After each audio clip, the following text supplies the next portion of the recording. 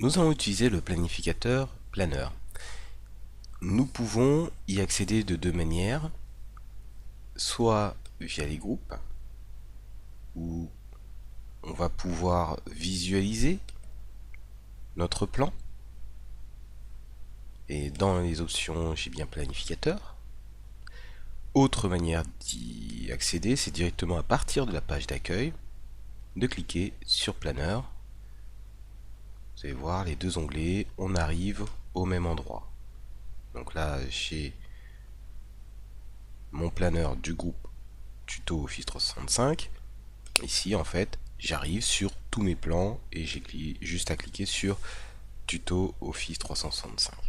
Donc, Planner va vous permettre d'organiser l'activité de votre groupe où vous allez attribuer des tâches à faire et chaque personne va pouvoir dire où est-ce qu'il en est sur la tâche attribuée. Alors, nous allons créer un compartiment qui va nous permettre de regrouper un petit peu les tâches. Donc là, le premier compartiment, c'est les tâches à faire, mais là, je vais en créer un nouveau, par exemple, séminaire.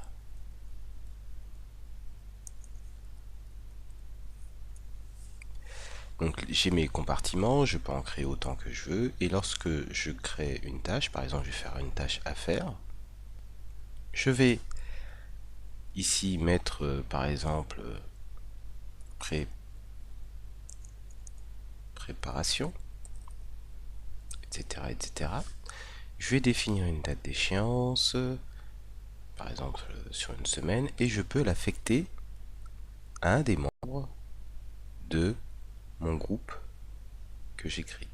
Donc par exemple, ça va être cet utilisateur. J'ajoute la tâche, donc la tâche est ajoutée et visible directement ici.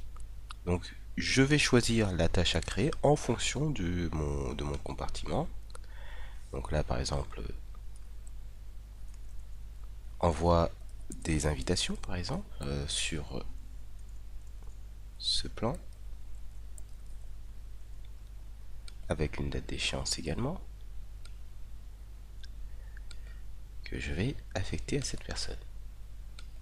Si je ne l'affecte pas, ça apparaîtra bien sûr en non affecté. Donc j'ajoute cette tâche.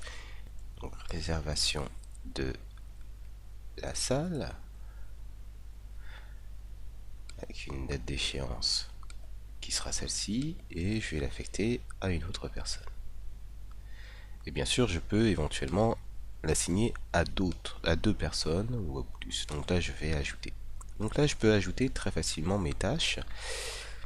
Et pour modifier ces tâches, j'ai juste à cliquer dessus. Donc là, je prends celle-ci, je vais mettre qu'elle est en cours. Je vais mettre la date de début à aujourd'hui. L'échéance était le 10, donc j'ai respecté. J'aurais pu mettre une description sur la tâche, ce qu'il faut faire. Éventuellement une liste de contrôle, c'est-à-dire que là, je vais mettre pour réservation de salle, je vais mettre envoi d'email, etc., etc. Et là, ça va me permettre de mettre que voilà, sur la liste de contrôle, ça c'est fait.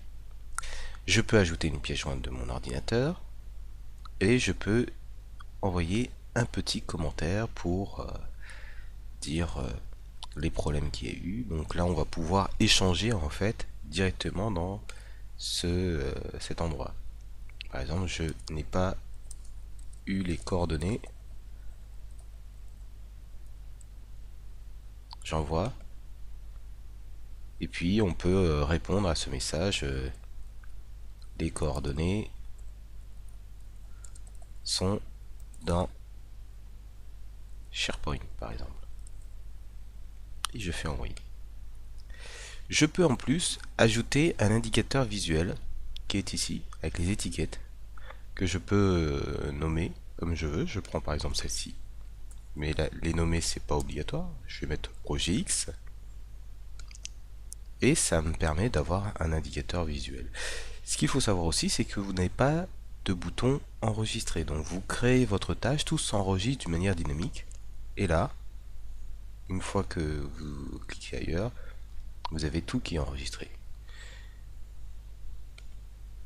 Je clique ici, j'ai bien ce que j'ai créé. Tout ce que vous avez créé dans vos plans, vos compartiments, vous pouvez les déplacer, hein.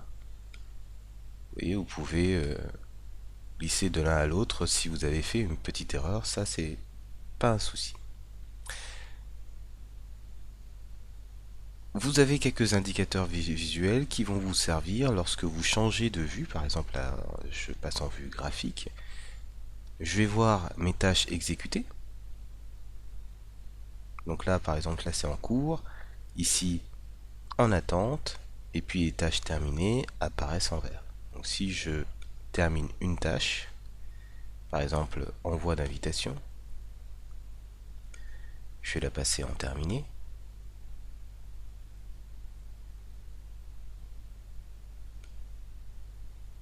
Et j'en ai une qui apparaît en terminé. Je vois ici où en sont les différents membres. Et j'ai la liste de mes tâches par compartiment. Donc elles sont par défaut regroupées par compartiment. J'ai d'autres affichages en fonction de la personne à qui j'ai attribué les tâches, de l'avancement et de l'échéance.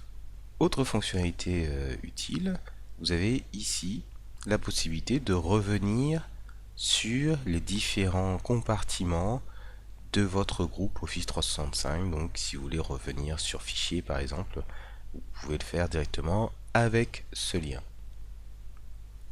Donc vous voyez, plan, ça va vous permettre de gérer des projets, gérer des tâches plus exactement. Vous pouvez les attribuer, vous pouvez voir l'avancement et l'ensemble des membres de votre groupe vont disposer des mêmes informations.